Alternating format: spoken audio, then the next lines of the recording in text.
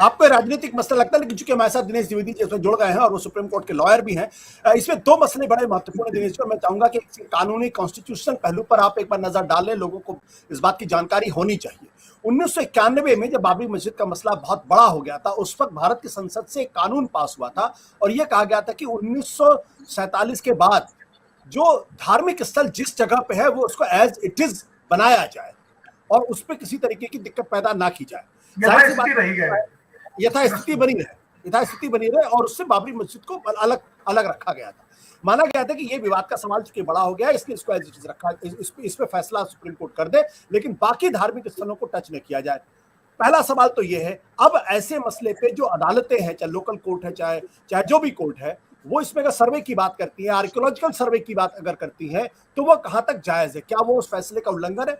दूसरा सवाल, पिछले दिनों आपने ध्यान दिया होगा कि सुप्रीम कोर्ट में पिटीशन दायर की गई है और इस धार्मिक स्थल कानून को चैलेंज किया गया और यह कहा गया है कि भाई जब से 11वीं शताब्दी में जब मुसलमान आने शुरू हुए थे, इसको तब से रखा जाए। इन दोनों की रोशनी में आप इस विवाद को कैसे देखते हैं? क्या ये कानूनी तौर पर सस्टेनेबल है या सस्टेनेबल नहीं? देखिए, जहां तक आपने याचिका की बात करी है जो सुप्रीम कोर्ट में पेंडिंग है, ये पुराने 91 के एक्ट को रिकंसिडर करने के लिए, तो वो तो याचिका दायर हुई है, वो कोई फैसला है नहीं। 91 के एक्ट की वैलिडिटी अपहोल्ड हो चुकी है। इम्पोर्टेंट बात ये है कि अगर आप देखिए, सुप्रीम कोर्ट ने बाबरी मस्जिद मसले पे ये बात इस एक्ट को नोटिस करते हुए ये साफ कहा है कि बाबरी मस्जिद का मसला एक्सेप्शन है। Section 6 place of worship special provision act में उसको सेक्शन 6 में एक्सेप्शन काउंट कर दिया बाबरी मस्जिद के लिए। बाकी के लिए जो है उन्होंने कहा कि 47 की जो स्थिति रहेगी वही रहेगी, उसमें आप कोई परिवर्तन नहीं कर सकते। अब सुप्रीम कोर्ट ने जब उस पर जजमेंट भी दे दिया है कि this is the last opportunity, thereafter no further, मस्जिद केस में, बाबरी मस्जिद केस में लिखा हुआ है। जब सुप्रीम कोर्ट का वर्डिक्ट हो गया है इस एक्ट में के ऊपर, तो डिस्ट्रिक्ट कोर्ट्स को सुप्रीम कोर्ट के फैसले को नजरअंदाज करके और इस तरह का डायरेक्शन देना, आफ्टर ऑल आप सर्वे किस लिए करा रहे हैं?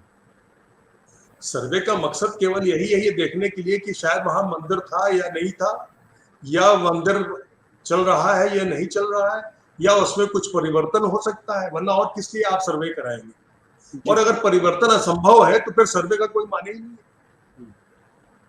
लिहाजा ये जो फैसला दिया है सर्वे के लिए, चाहे वो ASI से हो चाहे किसी से हो, ये निहायत ही गैर कानूनी है और कंटेम्प्ट है सुप्रीम कोर्ट। मुझे ताजुब है कि इसके ऊपर कंटेम्प्ट क्यों नहीं ड्रॉ किया गया, क्यों नहीं फाइल हुई पिटीशन, किसी भी एसोसिएशन या ऑर्गेनाइजेशन को फाइल करना चाहिए सुप्रीम कोर्ट के साथ। ये कैसे फैसला हो रहा है आपके बाबरी मस्जिद के फैसले के खिलाफ? एक्ट की वैलिडिटी अपहोल्ड हो गई है। अब डिस्ट्रिक्ट कोर्ट में एक्ट की वैलिडिटी तो चैलेंज हुई नहीं है। अगर एक्ट की वैलिडिटी चैलेंज नहीं हुई है तो सुप्रीम डिस्ट्रिक्ट कोर्ट कैसे कर देगा अगर परिवर्तन नहीं हो सकता? तो दोनों ही रूप से अगर आप देखें तो परिवर्तन नहीं हो सकता और डिस्ट्रिक्ट कोर्ट को ये करने का कोई कानूनी तरह से कोई औचित्य नहीं। कंटेम्प्ट है ये। और अगर ये कंटेम्प्ट है, apart from the illegality, because इस एक्ट की वैलिडिटी सुप्रीम कोर्ट अपहोल्ड कर चुका है, तो उस सूरत में आप क्या कर रहे हैं? सवाल ये, डिस्ट्रिक्ट कोर्ट को इतना सोचना चाहिए।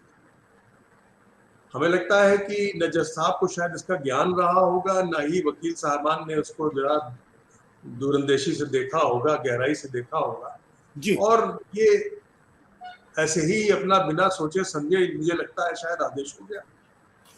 द्विवेदी जी, इसमें दो चीजें हुई है। एक तो जो ये एक जो 5 महिलाएं कोर्ट में गई कि भाई माता श्रृंगार का जो स्थल है वहां पे पूजा करने की अनुमति दी जाए और उस पर एक सर्वे कराने की इजाजत उन्होंने दे दी, बाकायदा कमिश्नर अपॉइंट करके। दूसरा मामला जो है वो दिसंबर 2019 का है, जहां एक दूसरी कोर्ट ने आर्कियोलॉजिकल सर्वे की बात करी, जिसको इलाहाबाद हाई कोर्ट ने जिस पर रोक लगाई। मैं दोनों ही ऑर्डर के बाद में जो सुप्रीम कोर्ट जो एडमिनिस्ट्रेटिव कोर्ट है एक तरीके से भी, और उसका ऑर्डर फाइनल है, तो बनारस के दो कोर्ट इस तरीके का फैसला क्यों और कैसे दे रहे हो, कैसे आदेश दे रहे हो? क्या हाईकोर्ट ने सीज नहीं करना चाहिए, क्या सुप्रीम कोर्ट ने सीज करना चाहिए? यही मुझे ताज्जुब हो रहा है कि ये जज साहब ने कैसे किया। ये तो घोर कंटेम्प्ट है, और हमारे ख्याल से अगर कायदे से हो तो हाईकोर्ट को खुद ही कॉग्निजेंस लेके इनके खिलाफ एक्शन लेना चाहिए। और इस तरह के आदेश कोर्ट्स अगर पास करेंगे जिससे कि हमारे आपके बीच में, हमारे जो बीच में समाज में सौहार्द है सब टूटे, इस पे तो तुरंत कोर्ट को कूदना चाहिए, कहना चाहिए भाई ये क्या कर रहे हो। पर जी, या तो कोर्ट्स ने इसको देखा नहीं, नोटिस नहीं कर रही हैं, या जैसा कि मैं हमेशा कहता आया हूँ आशुतोष जी कि हमारे यहाँ एक बड़ा खौफ है, न केवल आदमियों में, जर्नलिस्ट में, हम सब में, वकीलों में, और यहाँ तक कि मुझे लगता है कोर्ट्स में भी खौफ ये है कि हम ऐसा आदेश न करें कि हमारा फैसला माने ही ना। सवाल वही 85-15 का हो गया है। तो लिहाजा कोर्ट्स भी इस बात से थोड़ा सा, अगर आप देखें बाबरी मस्जिद का फैसला जो है, सब कुछ मुसलमानों के पक्ष में होते हुए भी फैसला अंत में 142 के अंतर्गत जमीन दे दी आपने। किस रीजन से दी, क्यों दी, कोई कारण नहीं दिया। केवल जाहिर यही होता है कि आपको ये लगा है कि शायद मेरा फैसला 85% एक्सेप्ट नहीं करेंगे जी, लिहाजा इसलिए आपने वो फैसला दे दिया सब कुछ शांत करने के लिए, और साथ में ये कह दिया कि भाई आप इसके बाद कोई और चेंज नहीं होगा। तो अगर चलिए किसी तरह से हम मान भी लें उस फैसले को, किसी तरह से कि अब आगे के लिए आपने स्टेटस को कर दिया है जी, तो अब फिर वो शुरू हो रहा है। और ये मैं विनोद जी की बात से बिल्कुल सहमत हूँ कि ये सिर्फ राजनीतिक दृष्टि से प्रेरित है। मुझे ये समझ नहीं आता, यूपी में कोई चुनाव नहीं है जी, यूपी में जो भी चुनाव होना है वो 24 के पहले नहीं होना है। चुनाव होना है राजस्थान, मध्य प्रदेश, गुजरात और हिमाचल वगैरह इस सब जगह होना है। इशू को कैसे अलाइव रखा जाए, धीरे धीरे उसमें कैसे आग